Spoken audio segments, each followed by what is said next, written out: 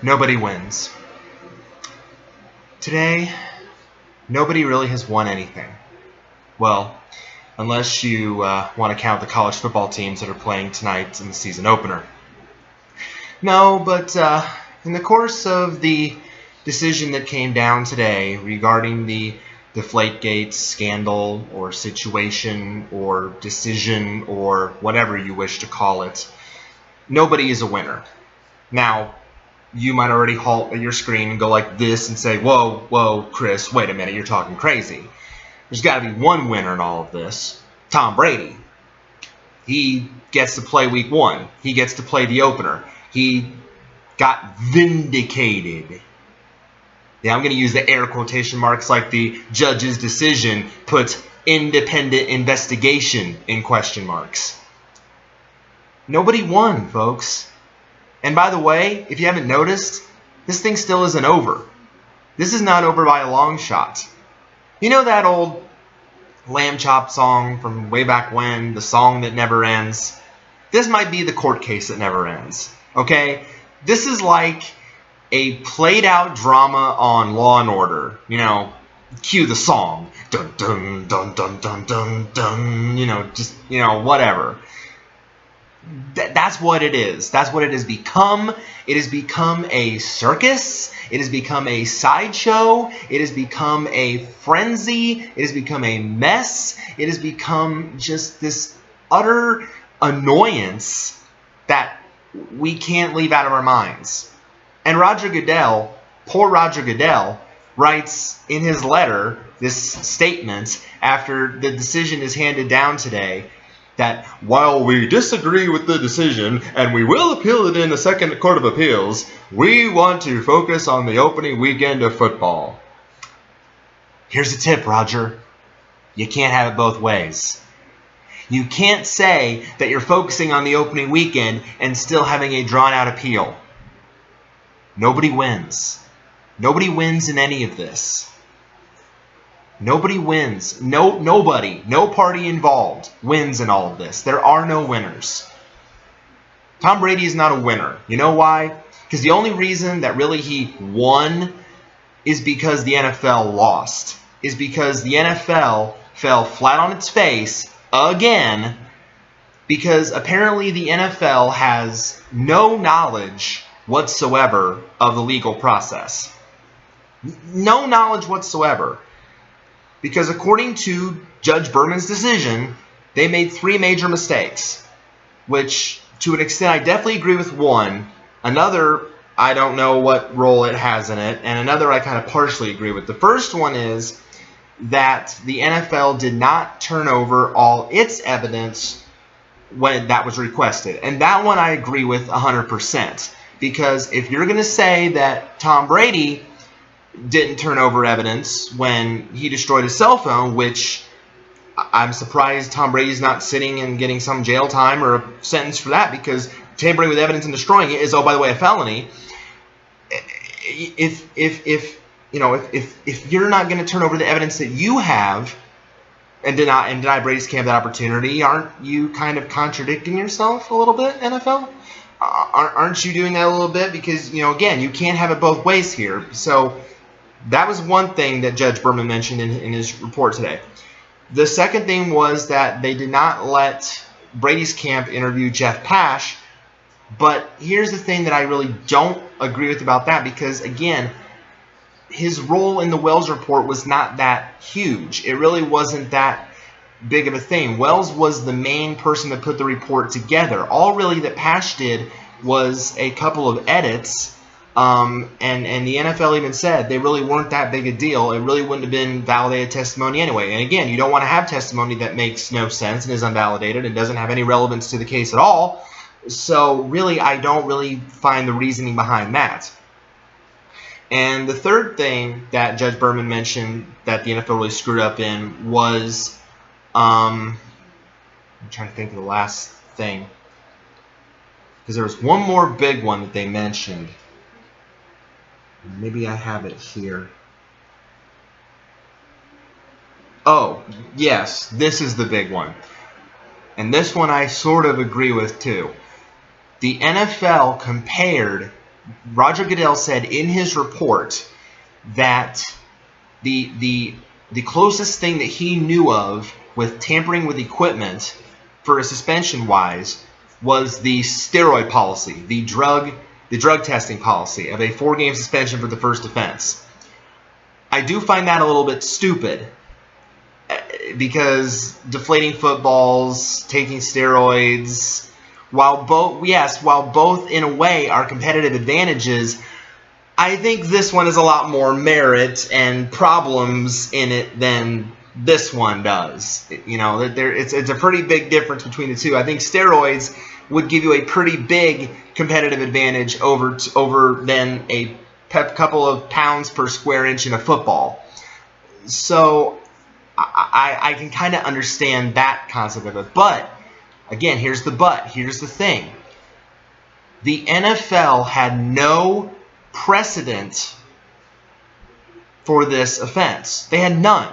Roger Goodell couldn't go on anything that was done before this because this was the first time that anyone had been caught. And I emphasize the word caught because we don't know if this is occurring within any other teams in the NFL, with any other players. There's been no solid evidence of that. This is the only instance where somebody was caught during a game, in the middle of a game, and then later finding that there was issues with the footballs, and during this investigation by the Wells report. So there was no precedent for this. The only thing that Roger Goodell could base a suspension on, or of any kind, was the evidence and the data presented in the Wells report. That was it. That was all he had to go on. He couldn't go on anything else. He couldn't invoke Bountygate. He couldn't invoke Spygate. He couldn't invoke the domestic violence suspensions or Greg Hardy or any other case that the NFL had. He could not do that relative to this case because there was no precedent to go on. This was an unprecedented thing that happened during a game, the first of its kind, and so there was really nothing Roger Goodell could base this on. That's why he said the closest thing that I could compare it to is this. And even though it might be on the surface, it seems stupid, that's all he had to go on. He could go on nothing else. So can you really blame Roger Goodell for doing that in that instance? Can you really blame him for doing that? Because what else is he supposed to do? If he gave, you know, and we can also state here that the Patriots are repeat offenders. This is not their first rodeo in getting caught in something that looks real shady. It's not the first time. Hello, Spygate. That was the thing that started the whole thing off. And in that one, more people knew than what they knew about DeflateGate. Because Belichick was seemingly the mastermind behind it. The video guys, the higher-ups, they seemingly all knew about it. And that's why at the time the Spygate penalty seemed unprecedented. But why were we so accepting of them then? Because again, no precedent had been set. This was the first instance of anybody getting caught videotaping signals and doing something like that. So why did we not throw a big fuss about the Spygate penalties when we throw a fuss about the DeflateGate penalties? You see where I'm coming from here?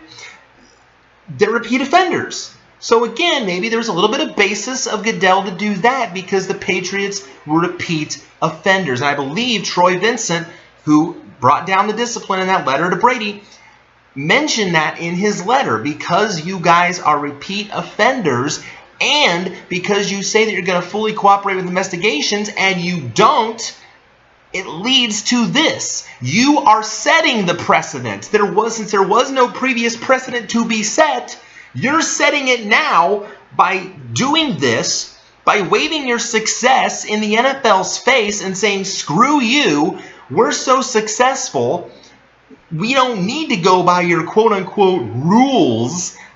We're not going to play that game. So really, did the NFL have any choice here to lay down what they did? No. They had no other option. There was nothing else they could do. Because if they only give them like a fine and maybe one game, then you're going to have people complaining, not Patriots fans, of course, because they think their team is holier than thou. But everyone else is going to say, well, again, that's going to be a slap on the wrist, because in some instances, Goodell has done penalties where people get light suspensions and fines, and people think they should have gotten way more than what they got.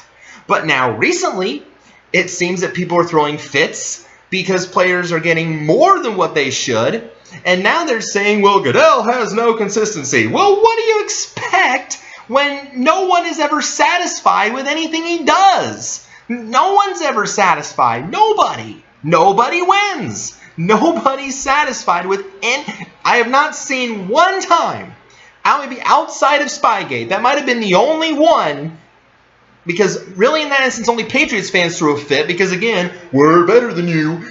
But other than that consensus from everybody else, with every other penalty Goodell has laid down, outside of the team that's affected, someone or a multitude of people have stepped up and said, that's not right, that's not fair, look at that again, play that back. I mean, it is the same rhetoric every single time. It is just mind-blowing. So, can you fault the man for doing what he did in the situation that he was in? Because he had no precedent. He had no foundation. He had no diving board to jump off of into the pool of punishment and say, what do I do about this one? There wasn't one. This was the first time. The first time it happened ever to anybody. He had nothing to go off of. So again, the only thing that I agree with in this is that it was stupid for him to compare it to a drug testing policy, but in the litany of policies that apparently are in the NFL book, that was the closest thing he could think of, because there was no precedent. There was nothing in the book. He couldn't go by the book. He couldn't throw the book at him because there was nothing in the book about deflating footballs. Plain and simple. So I don't fault him for doing that. But Brady doesn't win here because the NFL fell flat through the Wells report. That's not the reasoning. The reason is because the NFL knows nothing about the legal process. That's the only thing that Judge Berman examined, was the legal process. He decided to throw the evidence and the data out the window like Tom Brady destroyed his cell phone. I mean, we can't ignore that. We can't ignore the fact that this still happened. Do we not get that? Do we not comprehend that? Even though a judge has ruled that because of the NFL screw-ups that Brady gets off, we can't ignore the fact that this still happened. And I'm tired of people saying there's nothing concrete in there. Bull! There was a series of emails and text messages between the two locker room attendants and Brady. What other evidence do you need? I mean, it's in there. It's in there in the Wells report for you to see. I read through that. I read through the decision today. I've read through this stuff. And it's like, it's right there in black and white. And they use the science, and they use the exponent science report to test the footballs and in 5 different conditions. 5 of them. How can anyone not see that as valid? How can... Again, mind-blowing. Nobody wins. How can anyone not see that as valid? So, yes, while Brady may get to be able to play these first 4 games, and that's all good and well for New England because, hey, they're throwing parties tonight, going crazy. Free Brady. Hey, our free Brady rallies did something. We're vindicated, woohoo. We're the Patriots again. It just boggles my mind that we're just going to decide...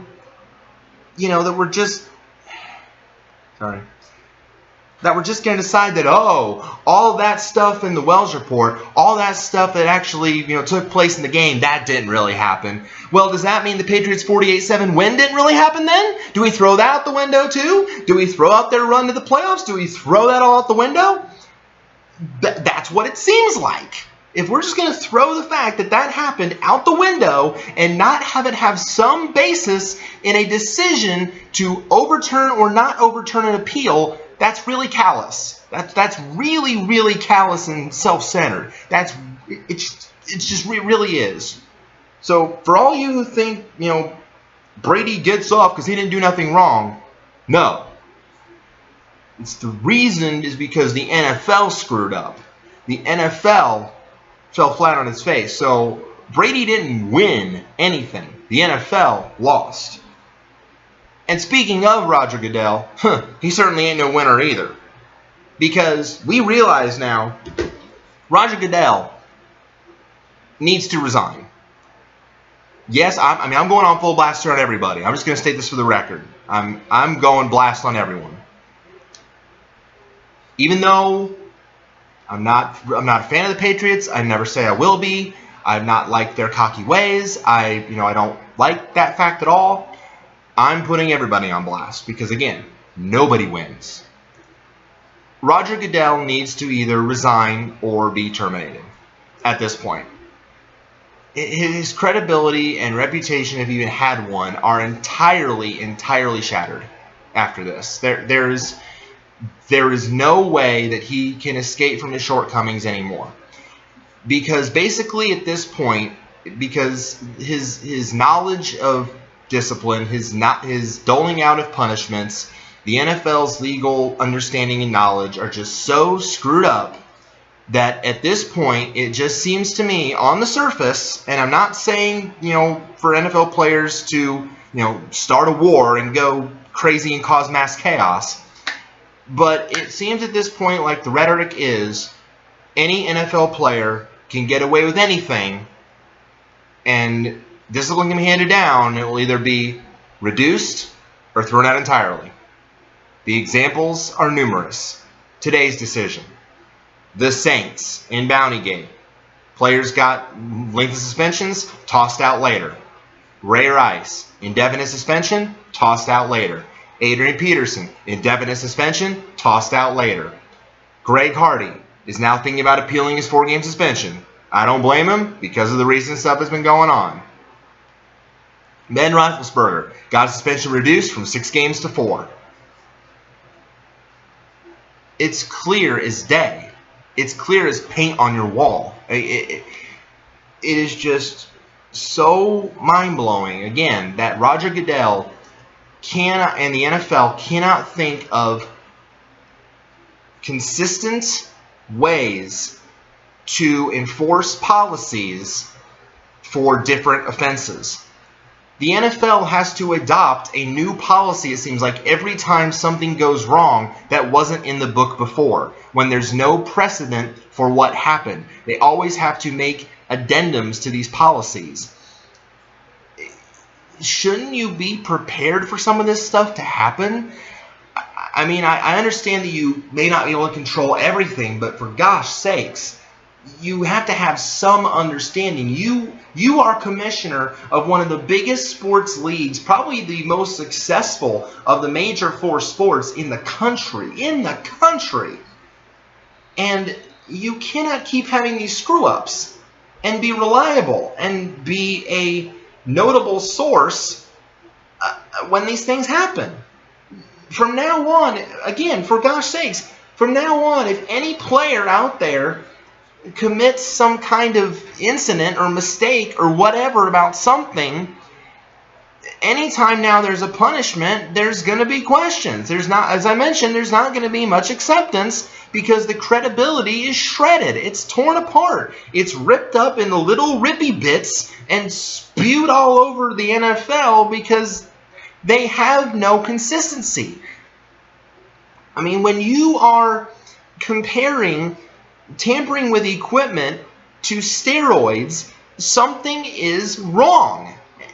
And you're clearly, your books aren't defined. And for gosh sakes, another thing, why do you have 2 separate policy books? One of this completability policy or something like that, or misconduct policy or something that you only give to your owners, GMs, coaches, and the higher-ups, and then you have the other policy book that you only give to your players. Why are there 2 separate books? Why are there 2 separate sets of rules? Maybe I understand if you hold the higher-ups to a little bit higher standard, I can understand that. And there'll be different consequences, and there'll be different, things that can happen to these guys instead of these guys. I understand that. But for gosh sakes, number one, if there's a way to put them together, do so. And number two, make your policies clearer. Cover all your bases. Cover at least the ones that you're aware of. Cover all your bases. You should not have to change your policies every time that a player does something different that you haven't seen before. It's just, I just don't understand that. You've got to be prepared for everything. Otherwise, stuff like this happens. And now again, you have lost all credibility among anybody, among any football fan, not just Patriots fans, but everybody, because they continually see you screwing up, and it's just, it never ends. It's a never-ending cycle of, what's the word I want to use?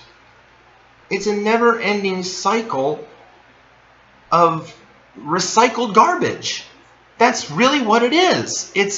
It's just always, you put out you think, oh, I think this number of games is appropriate, and then someone steps in front of it and says, no, I don't agree with you, and then we have a big old boxing match, and here's Roger Goodell in the ring, and then everybody else who's not agreeing with him, and then the team doesn't agree with him, and he says, screw you, and they're fighting him, and the GM then says, no, I don't agree with you, and they're fighting and they're boxing, and eventually, who falls down in the ring every time? Who gets knocked out and looks like he's been black-eyed and blue all over his face? Roger Goodell! He can never win. He has no leverage.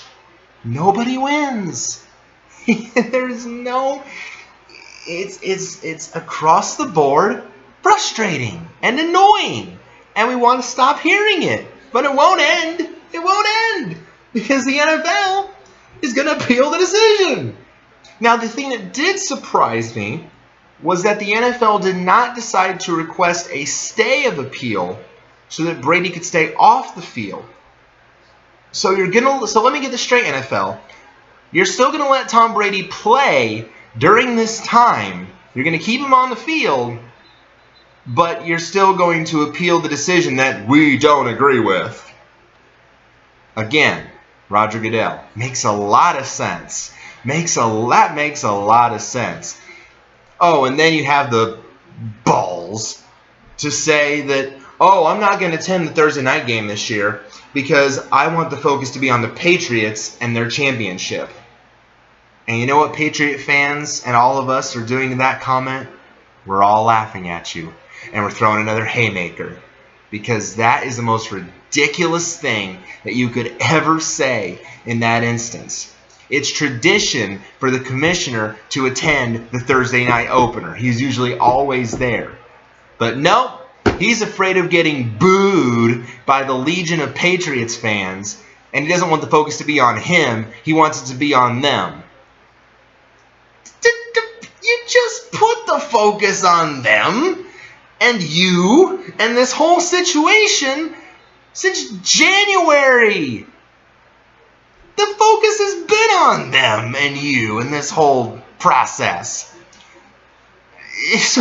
So why would you say, well, I guess they really hate me, huh?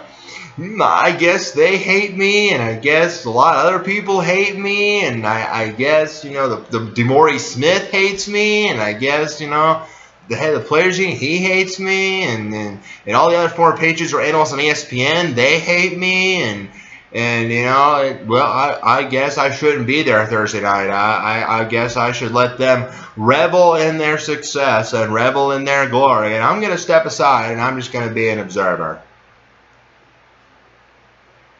Dumb. Just dumb. Just really, really dumb. You're afraid to take you're afraid to take punishment, aren't you, Roger Goodell?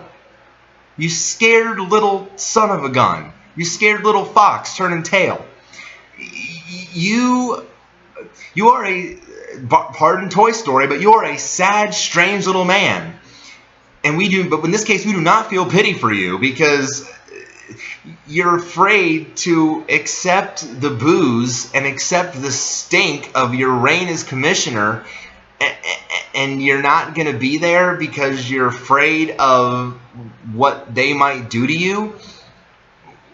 I mean, so what? You as the commissioner of a billion-dollar corporation in the NFL, you can't afford to hire extra security. You can't afford to hire bodyguards. You can't afford to do anything like that in the event that some rogue Patriots fan will go all crazy, charge the press box, and do something stupid. I mean, I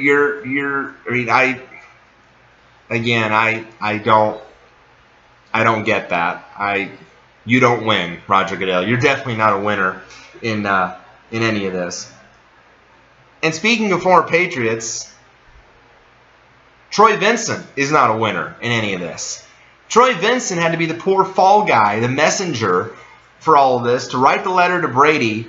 You know, all he was the messenger that was handing down the punishment to Brady.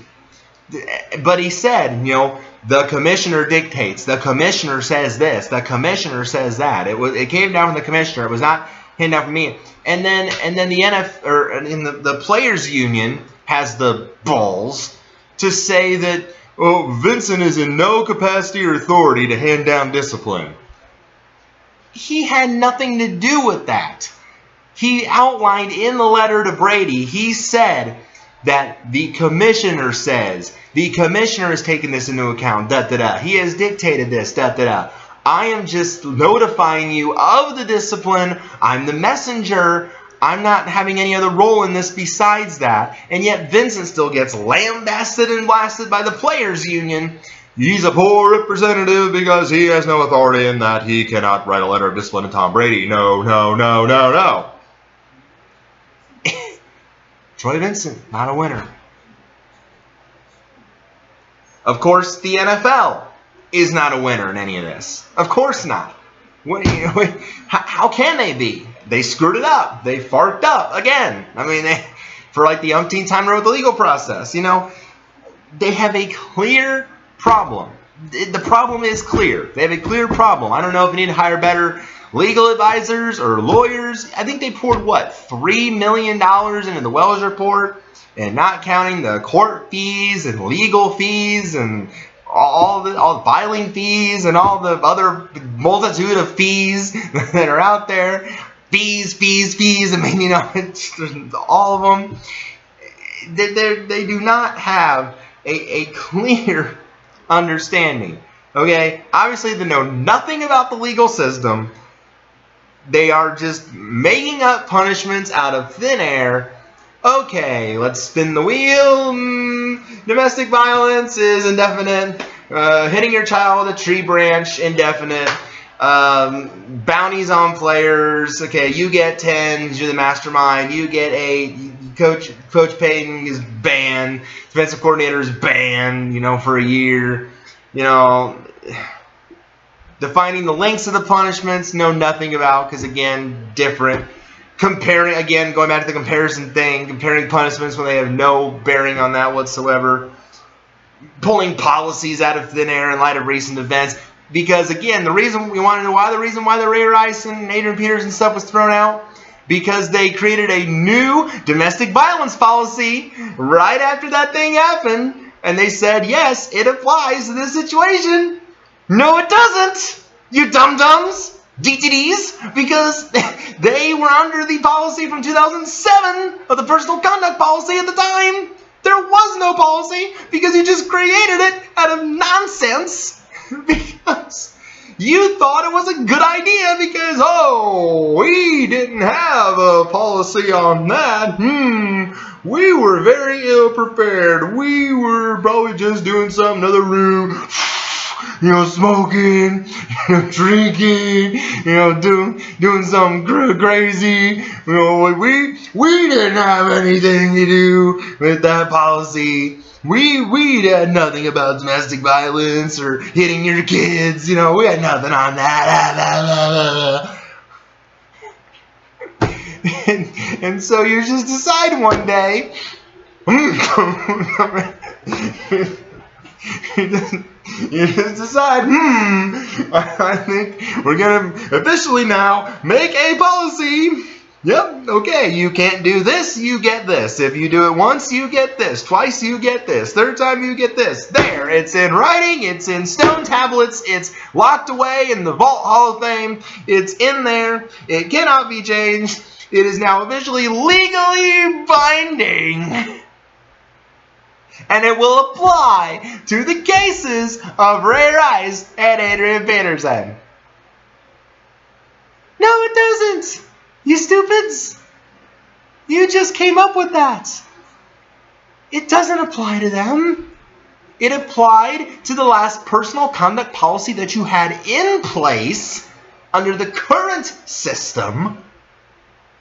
So, naturally, they had to throw their punishments out the window because you tried to put in something in place that was not legal. You stupids.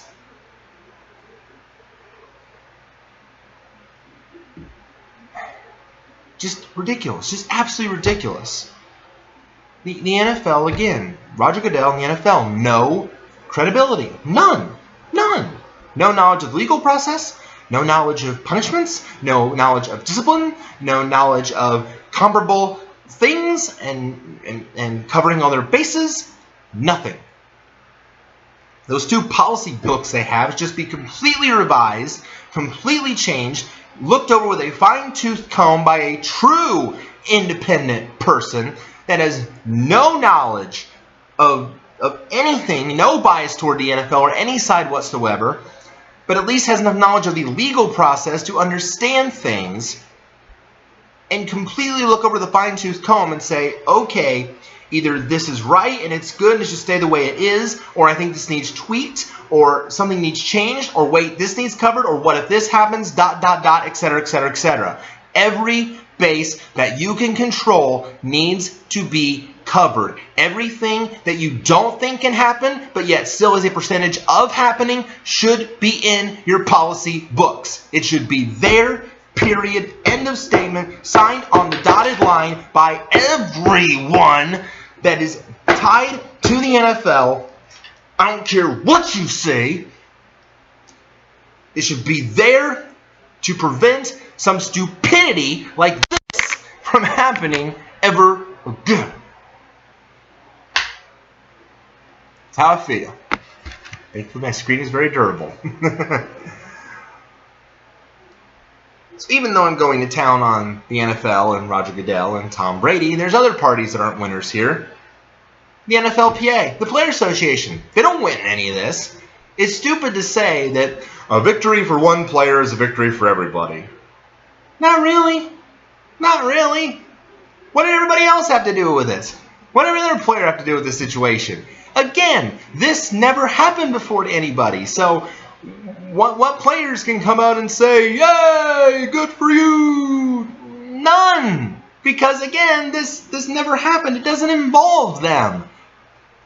The NFLPA has just wasted money on this nonsense.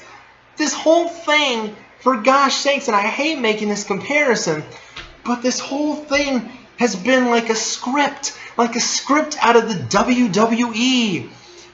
And yet no one knows who's writing the script. No one knows who's there. No one knows.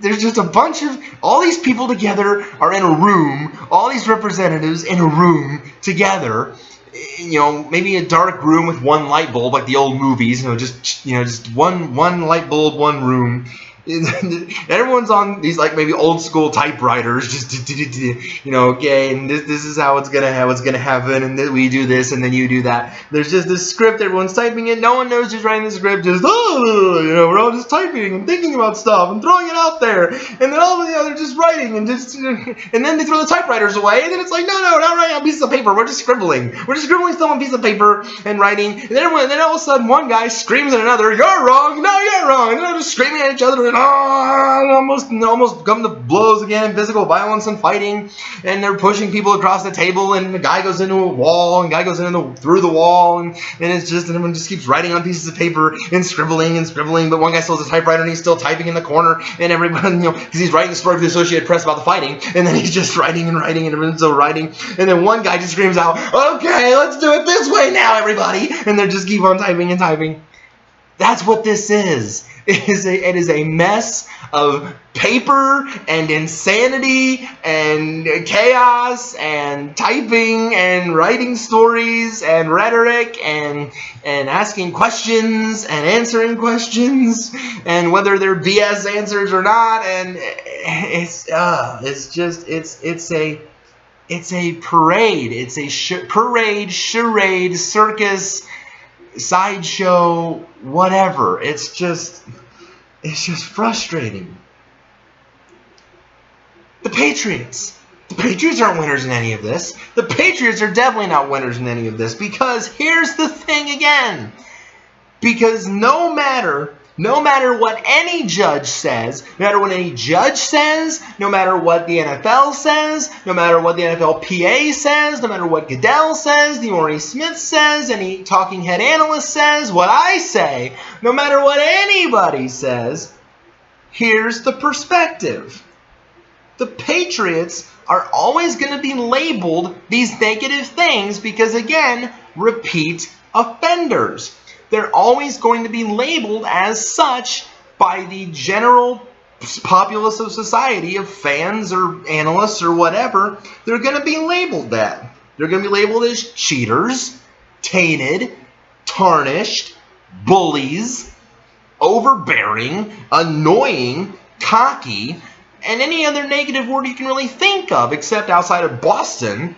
And I'm going to again talk to them here in a minute about them. But anyone that's not a Patriots fan is going to have this rhetoric because that's the perspective we have of them. That's what we have of them because we've seen it done before. It's played out in front of us before. So they don't win in any of this. They can wave their Super Bowl rings in your pretty face all you want and show their banners to the world and do all that, and that's fine because that actually happened. Because, yes, they did win Super Bowls and conference championships and what have you. That's fine. Congratulations. It's success, yes.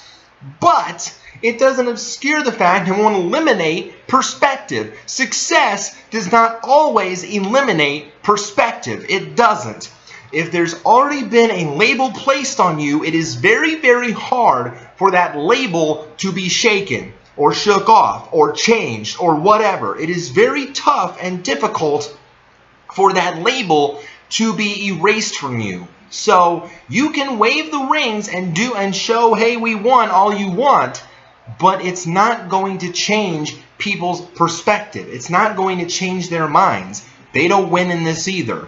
They can have their celebration whoop whoop parties all they want and say, hey, we did something. Brady's vindicated. We won. But there's no reason for it because the perspective of people is not going to change based on this outcome. It's not. It's not going to change. Which brings me to Patriots fans. You're not winners in any of this. You didn't do anything. Why do you think you did something? Why do you think you had anything to do with this at all? Oh, we're gonna wave free Brady signs and wear free Brady T-shirts and party outside of Gillette Stadium and rah rah sis boom bah, defend our guy to the end. La la la. He didn't do anything. Vindication is ours, justice is ours. La dee da. It's a joke. It's a flat out joke, okay? It's a joke. And then it's going to continue. Oh my gosh, your self-centered mentality on your team is just absolute nonsense. It's a complete joke. Why do you have this perspective? Why do you think that your team, your players, your coaches, why do you have this perspective that they're godlike? Why do you hold them to that standard? That they can do nothing wrong, that they are perfect, and it's like, why do you have that perspective? It absolutely, it makes no sense to me. You are like Duke basketball, you are like the Yankees, you are like the Red Wings, you are like these organizations that win and win and win, and then all of a sudden their fans are like, we are the cream of the crop, we are this on a platform, we're on a pedestal above everybody else. We think that we're holier than thou. And we know it. We waved our rings and trophies and cups and titles in your face. We wag our fingers and say we're better than you. And you know, this cocky swagger attitude. And it's just annoying. Do you understand? Again, I probably said this before. Do you understand why people don't respect your team and like your team? It's because of that attitude. It's because of the fact that you have this perspective that your team can do no wrong. It's ridiculous. It just annoys the crap out of me, and I don't understand why. And I don't know if it's just the Boston lifestyle, and I know it's a terrible Boston accent, but I don't care.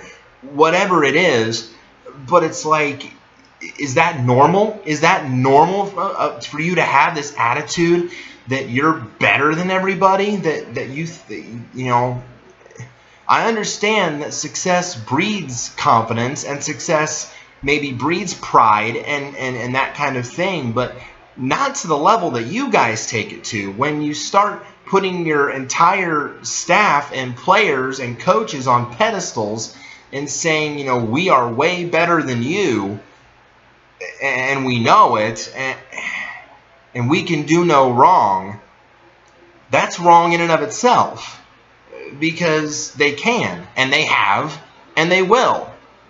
It's a complete arrogance and prideful perspective to have. You're not winners in any of this. You did nothing to have any bearing on this decision today. You did absolutely nothing.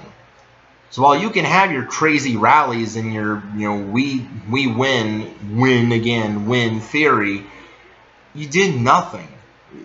You don't win anything. You know, it's just a prideful arrogance that is just annoying.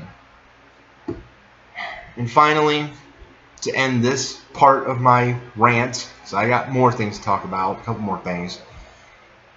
We the fans. How are we the fans winners in any of this? When a story like this is going to keep dragging on through the mud, and all we want to do, and we really do want to focus on football and the opening week of the season, and we're going to try our hardest to focus on it, but it's not going to be easy, because again, this seems to be the story, the case, the legal process that will not go away. And even though Brady's going to be allowed to play, we still don't know whether it's going to be a full season he's going to play, or if those 4 games are going to get back into the picture at some point and he could be lost for 4 games in the middle of the season. We don't. That's just it. We don't know.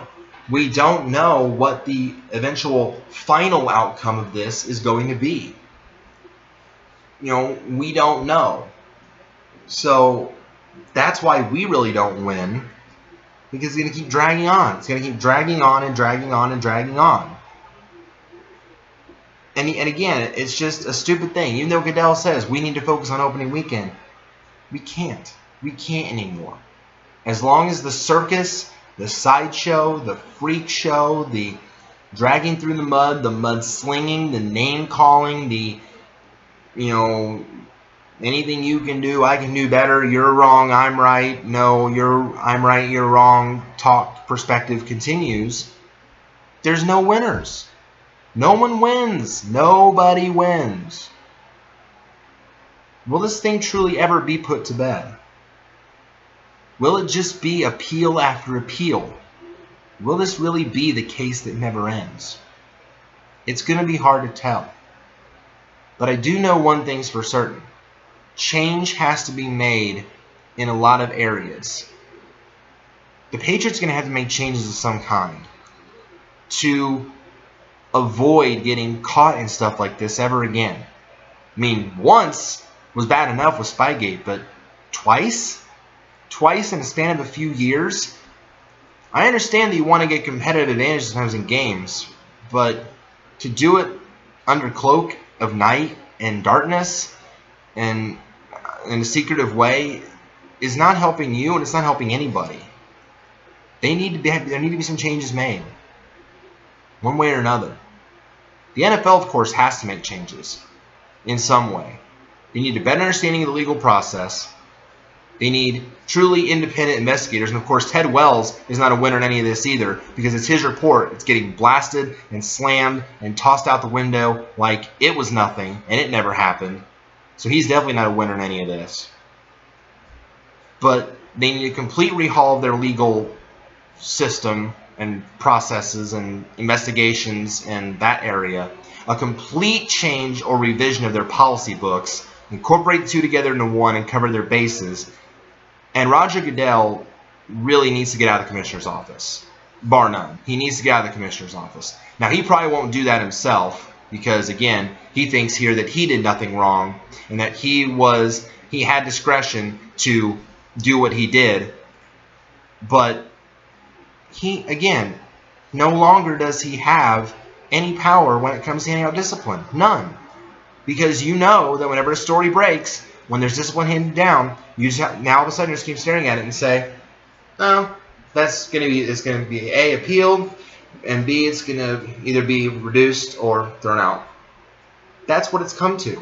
That's what it's come down to.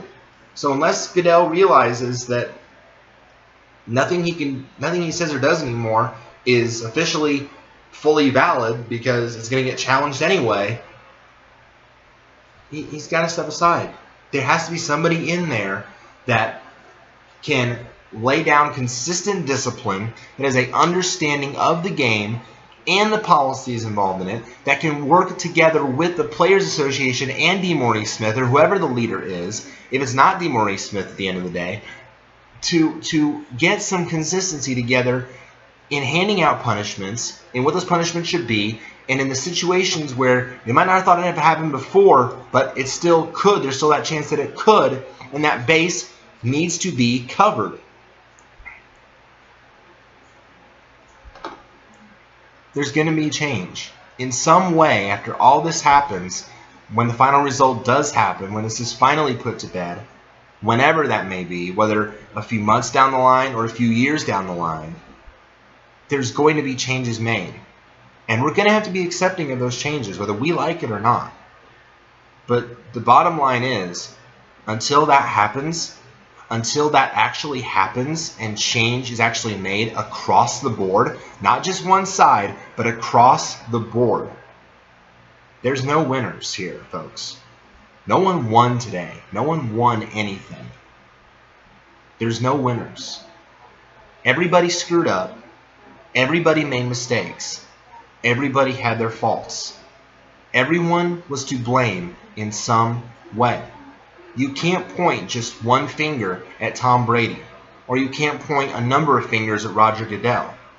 There has to be a literal tree with its branches of fingers pointing at several different people, because everyone had a hand in this. Everyone had a role to play. The problem was they all didn't play their roles very well. They all failed in their roles. They all let themselves down, and they let their fans down, and they let the game down. Everyone was let down here. There are no winners until this thing is finally put to rest and both sides are improved for the better, and both sides show numerous amounts of change, and both sides can say to themselves, we've got it right. We've got it right, and now we can move on. Until then, all I can say to all these parties involved is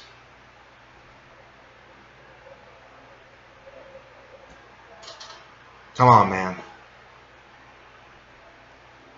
Now, in a different story, one last story. I was going to also talk about all the injuries this preseason affecting teams, but I'm probably going to discuss that more in the Week 1 preview of the Fantasy Football Stock Report.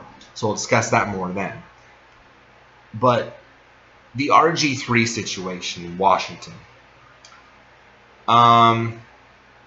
RG3 needs to get the heck out of Dodge, if you know what I mean.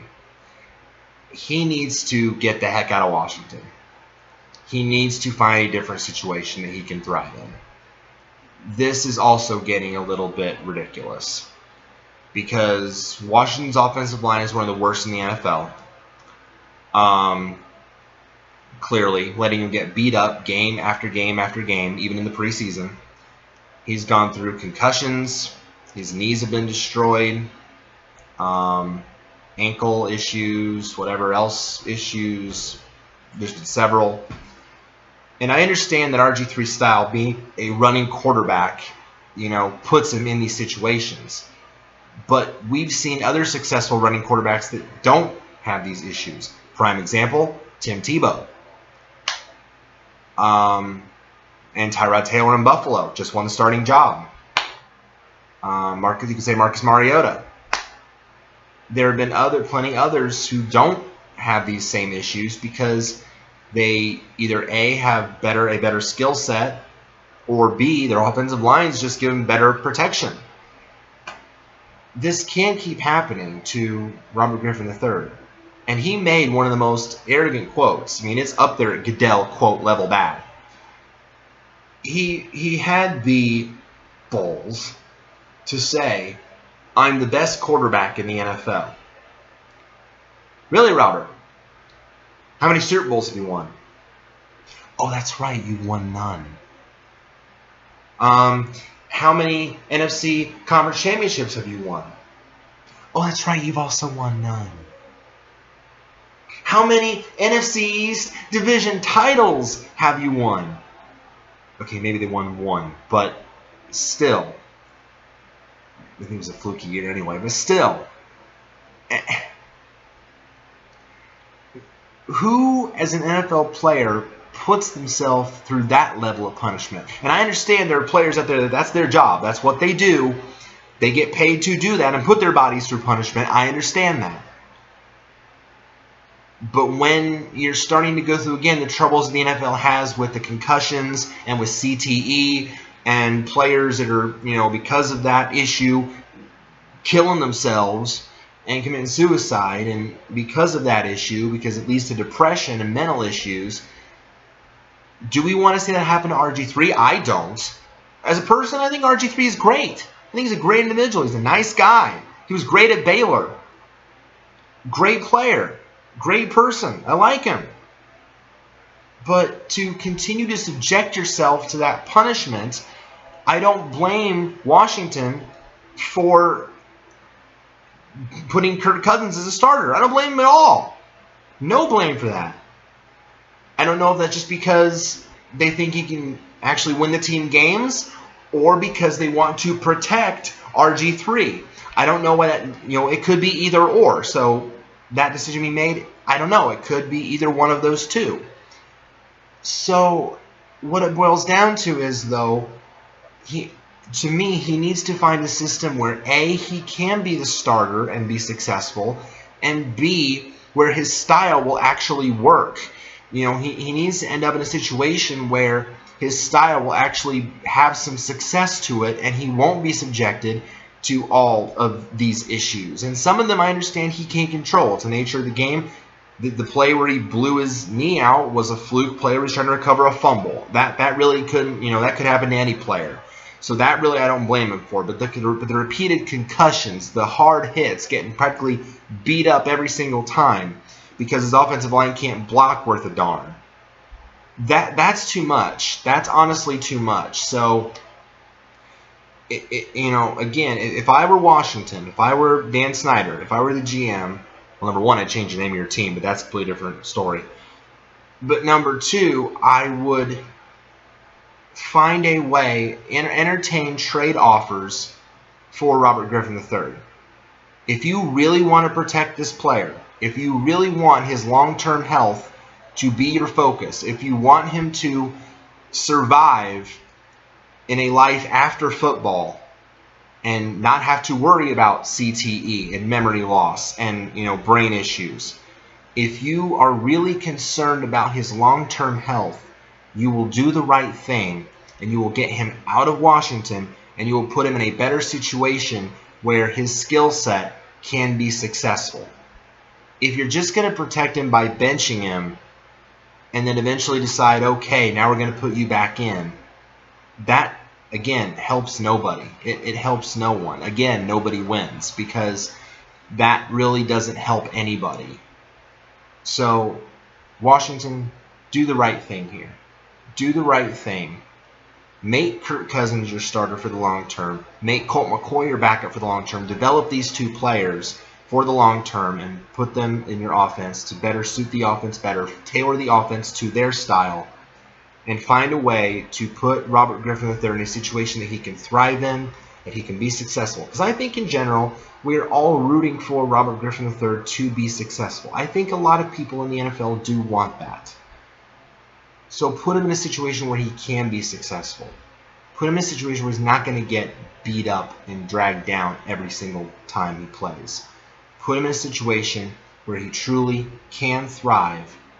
And in the end, in that situation, your team gets better, his long-term health and playing success gets better, and in that situation, that's one where everyone can say, in this case, we are winners. Thank you all for watching this video and for listening to my rants on DeflateGate and RGIII. The first week preview of the FFSR, by the way, is coming next Monday on September 7th. Hopefully by then, I had to record this video tonight using my own camera app because the YouTube capture would not work. So I apologize for this getting up a little bit, taking a little longer to upload because of the format of it, but I have to do what I have to do to get it up. So, so thank you guys for understanding in that. And again, the week 1 preview coming on September 7th. And that one, then I will be our focus will be on football. We will focus on week 1 matchups. We'll break down positions: quarterback, running back, wide receiver, tight end, as we always do. Who to start, who to sit, who think will break out and who not. And we'll also share my thoughts on all the injuries in the preseason, how these injuries will affect your teams going forward, who will step up in their absence, depth chart situations. All this will be discussed on Monday evening in the Week 1 preview of the 2015 edition of the Fantasy Football Stock Report. Thanks, guys. Again, if you have any comments on your thoughts on the DeflateGate decision or RG3, feel free to leave them in the comment boxes below, or even on the channel if you wish. Again, I definitely, as I always, encourage debate, but just keep it clean and keep it relatively spice it enough so we can discuss if we need to. Just share your opinion. We all have opinions here. It's just our thoughts on what went down. So feel free as always, and I will see you guys on Monday, September 7th for the Week 1 preview of the Fantasy Football Stock Report, because football is back, yeah! Take care, guys. Good night, and thanks for tuning in.